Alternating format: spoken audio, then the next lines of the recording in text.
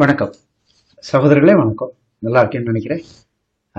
இன்னைக்கு Poland Poland அநேகமாக எல்லாருமே கேள்விப்பட்ட ஊர். இங்கே அதிகமாக விசாக்கள் வரும். ஸோ அதில் இப்போ நான் உங்களுக்கு வேர் ஹவுஸ் ஒர்க்கர்ஸ் நிறைய அங்கே வாண்டட் இருக்கும். ஈஸியாக ஜாப் வேலை பார்க்கறதுக்கு ஒரு நல்ல இடம். அதை பற்றி நான் இன்னைக்கு உங்களுக்கு கொஞ்சம் சொல்கிறேன். விருப்பம் இருந்தவங்க இதில் வரலாம். ஓகே, போலந்து வந்து ஷெங்கன் கண்ட்ரி. ஈஸியாக வந்து பெர்மிட் கிடைக்கக்கூடிய இடம். அதிக அளவு கம்பெனிகள் இருக்கு, புது புது கம்பெனிகள் திறக்கிறது தான். இதில் முக்கியமான ஒரு பாயிண்ட் இதில் நான் உங்களுக்கு சொல்ல போகிறேன். ஓகே, இந்த ஜாப்பை பற்றி அதாவது மினிமம் 18 வருஷத்துலேருந்து யார் வேணாலும் போகலாம்.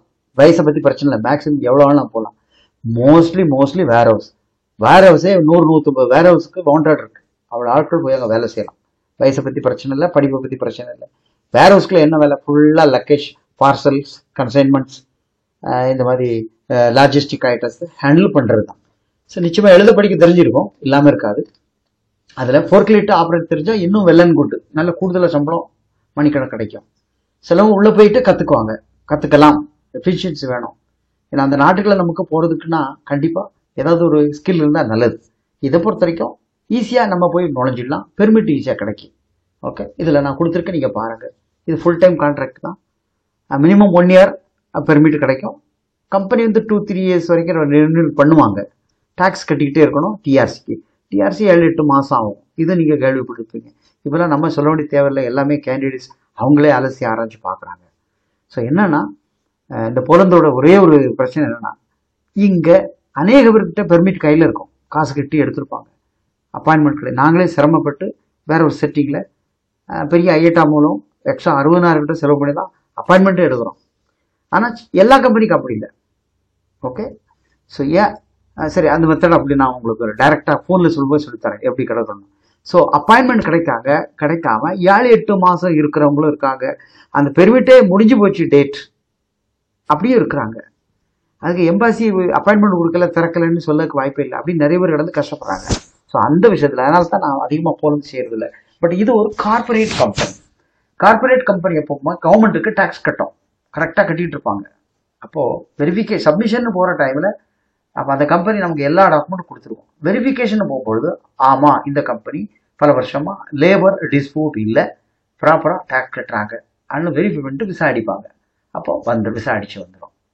அதையும் தாண்டி இப்போ நம்ம என்ன கேரண்டி கொடுக்குறாங்கன்னா, எங்கள் தரப்பில் ஏதாவது தவறு இருந்தால் மீண்டும் நான் அதுக்கு ஏதாவது சப்போர்ட்டிங் டாக்குமெண்ட் வேணாங்கன்னா செகண்ட் டைம் காசே வாங்காமல் இவங்க நமக்கு டாக்குமெண்ட்ஸ் தருவாங்க ரீசப்மிஷனுக்கு. அப்போ அந்த டைமில் கேண்டிடேட் அந்த விசா ஃபீஸ், அதாவது எம்பேசிக்கு ஒரு 12,000 ரூபாய் ஏதோ கட்டுவோம், அதை மட்டும் கட்டிட்டு மறுபடியும் இன்னொரு அப்பாயின்மெண்ட் நம்ம எடுத்து உள்ள அனுப்புகிறோம். இது நம்மளை நம்பி வர கேண்டிடேட்டுக்கு கொடுக்குறோம். சம்பளம் இதில் போட்டிருக்கு. எப்படினாலும் ஒரு 70,000-80,000 அனுப்புகிறாங்க. இந்த மாதிரி வேர் ஹவுஸில் போய் சேர்ந்த பிறகு டேக்ஸ்லாம் கட்டின பிறகு அகாமடேஷன் கொடுத்துருவான், ஃபுட்டு இருக்காது, ஷிஃப்ட் பேசிஸில் இந்த ஒர்க் இருக்கும். ஸோ இதை பற்றிய விவரங்கள் மேலும் நான் உங்களுக்கு ஃபோனில் சொல்கிறேன்.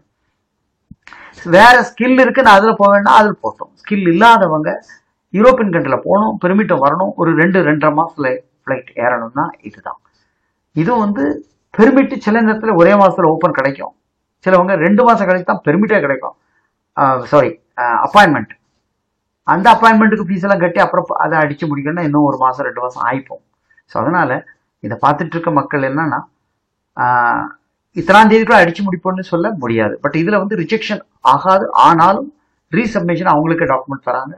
நம்ம ஒரு கவுன்சிலேட்டுக்குள்ள ஃபீஸை மட்டும் கட்டி ரீசப்மிஷன் விசா அடிச்சுக்கலாம். அது கார்பரேட் கம்பெனிங்கனால அவங்க கொடுக்குற கேரண்டி ரிஜெக்ட் ஆகாது. மக்கள் உங்களுக்கு என்ன நான் என்ன சொல்கிறேன்னா, இதே மாதிரி ஏகப்பட்ட பேர் போலந்துக்கு பண்ணுறாங்க. ஏன்னா போலந்தில் ஏகப்பட்ட கம்பெனி புதுசாக ஓப்பன் பண்ணுறாங்க.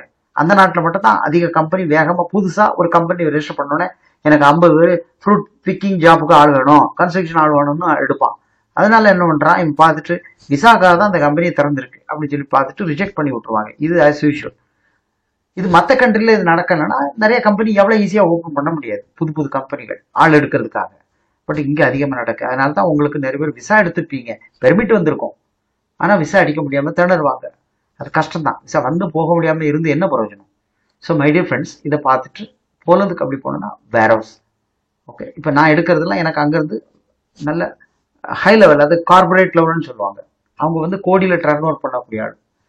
ஓகே, இந்த விசாக்காக 4 10 50 விசா எடுத்து சம்பாதிக்கணுங்கிறதுக்காக விசா இஷ்யூ பண்ண மாட்டாங்க. ஜென்யூனா அவங்களுக்கு வாண்டட் இருக்கும். அப்போ சப்மிஷன் பிறகு இவங்க கிராஸ் செக் பண்ணும்பொழுது அந்த கம்பெனி பற்றி அவங்களும் ரிப்ளை பண்ணுவாங்க, yes we want this workers urgently. அப்போ லேபர் கோட்டா எவ்வளோ உண்டு, ஏன் எடுக்கலை, லோக்கல் எடுக்கலைன்னா அவங்க நிறையா ஆன்சர் பண்ண பிறகு தான் அவங்களுக்கு விசாவை அடித்து வெளியே வரும். அதுக்கே 10-20 நாள் எடுக்கிறாங்க. ஸோ இதுதான் போலந்தை பற்றிய உண்மை. இந்த வேர்ஹவுஸ் ஒர்க்கர்ஸ்க்கு யாராவதுனா என்கிட்ட கேளுங்க, நான் பண்ணித்தரேன். ஓகே, சப்ஸ்கிரைப் பண்ணுங்கள். தேங்க்ஸ் ஃபார் வாட்சிங். அடுத்த வீடியோவில் வேறு ஏதாவது வேலை இருந்தால் சொல்கிறேன். எல்லா வீடியோவும் பாருங்கள். ஓகே, ஃப்ரெண்ட்ஸுகளுக்கு ஷேர் பண்ணுங்கள். அதில் உங்களுக்கு எதாவது பிடிச்சிருக்கு, பட்ஜெட் ஓகேனாலும் பரவாயில்ல. இதுவும் அனிமா 3.5 பண்ணி கொடுத்துருவேன். 3.5. ஓகே.